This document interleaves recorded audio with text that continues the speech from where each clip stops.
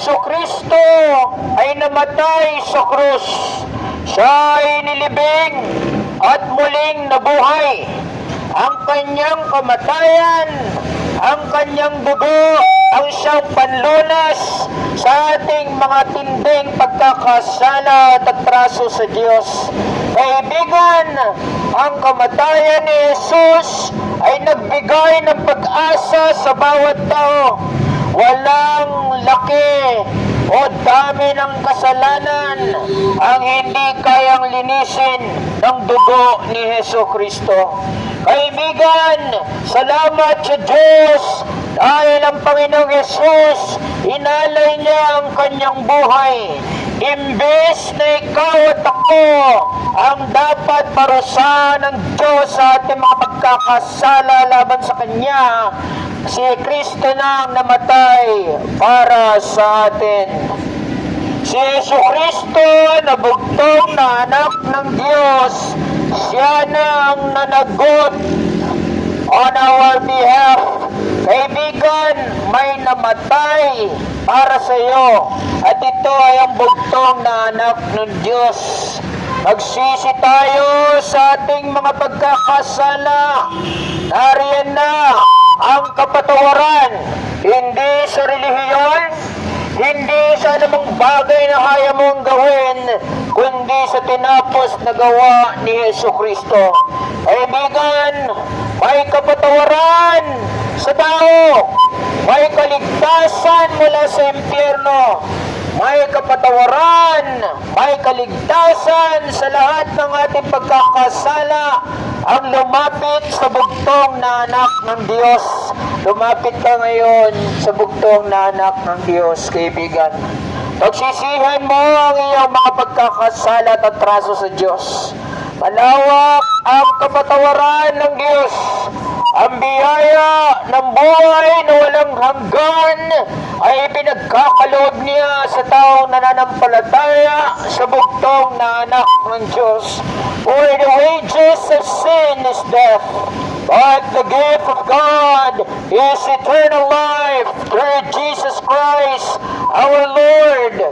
Magsisi tayo sa ating mga pagkakasala at tapat at patuwid ang Diyos na patatawarin tayo sa ating mga sala at linisin tayo sa ating mga kalikuan. Kaibigan, napakalaki ng kapatawaran ng Diyos sa mga tao nagpapakumbaba at sinasabi sa sarili, napaka makasalanan ko, Panginoon, patawarin mo ko. Malawak ang kapatawaran ng Diyos para sa iyo, kaibigan.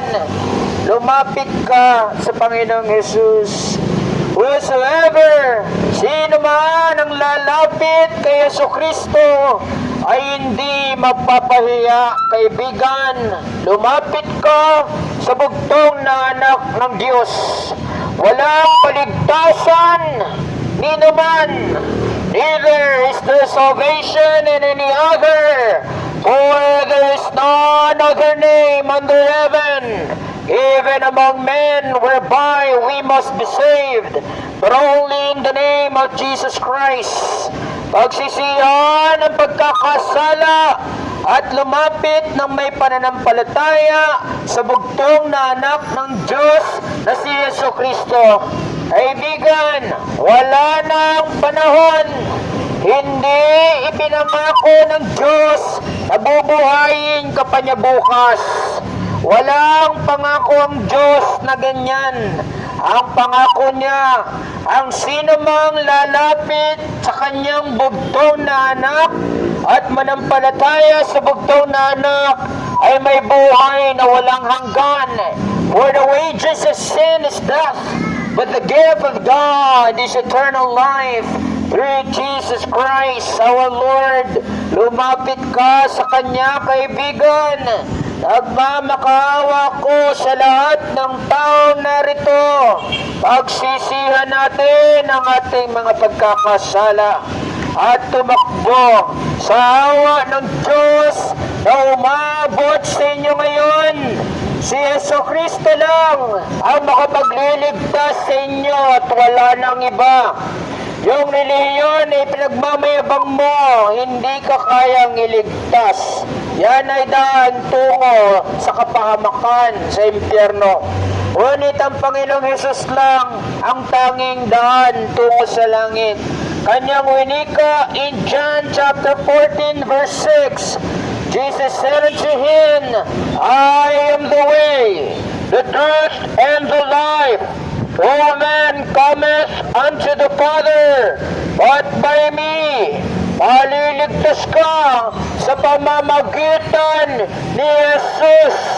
Si Jesus ang daan tungo sa langit. Lumapit ka sa Kanya ngayong araw na ito. Kahit anong trabaho mo, kahit anong pag-aaral mo, kahit anong yaman mo, sinasabi ko sa iyo, may nakareserbang kabaong para sa iyo. Ilan tao sa ating kalagitnaan ang mamamatay ngayong araw? Ilan sa atin dito inihahanda na ang kanilang kabaong sa araw na ito?